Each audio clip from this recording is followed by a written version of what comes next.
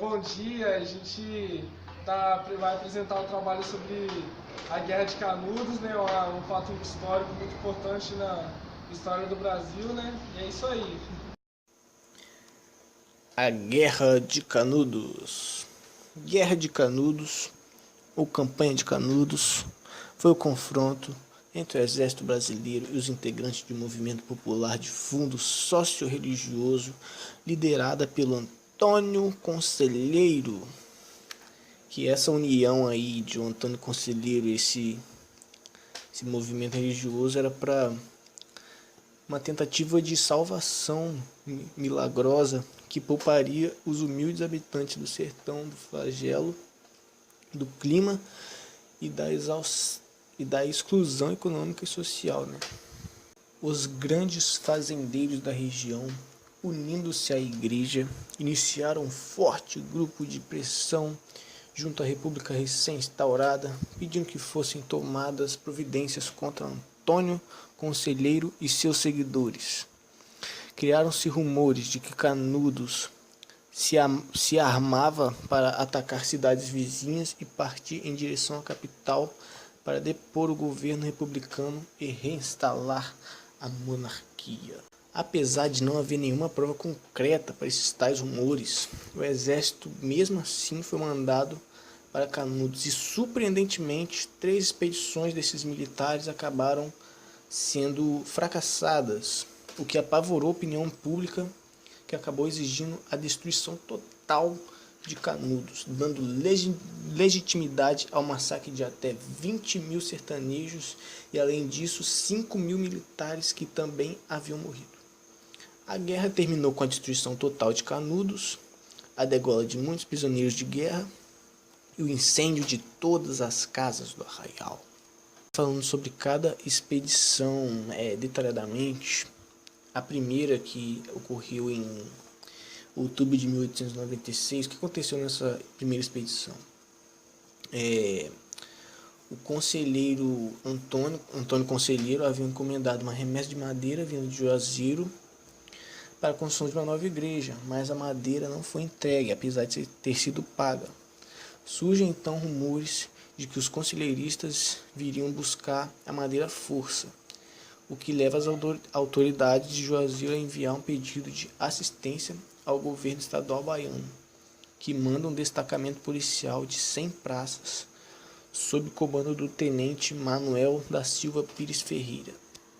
Após longos dias de espera em Juazeiro, vendo que o rumo era falso, o destacamento policial decide partir em direção a Canudos em 24 de novembro, mas a tropa é surpreendida durante a madrugada em Uauá pelos seguidores de Antônio Conselheiro, que estavam sob o comando de Pajeú e João Abade. Apesar de vários dias de espera em Juazeiro, vendo que o rumo era falso, o destacamento policial decide partir em direção a Canudos em 24 de novembro, mas a tropa é surpreendida durante a madrugada em Uauá pelos seguidores de Antônio Conselheiro, que estavam sob o comando de Pajeú e João Abade.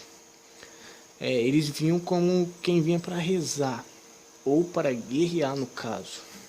Foram recebidos à bala pelos sentinelas semi-adormecidos e surpresos.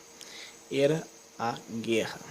E, consequentemente, esse foi o primeiro fracasso de expedições. A segunda expedição, ocorrida em janeiro de 1897. Enquanto aguardavam uma nova investida do governo, os jagunços fortificavam os acessos ao arraial, comandada pelo major Febrônio de Brito.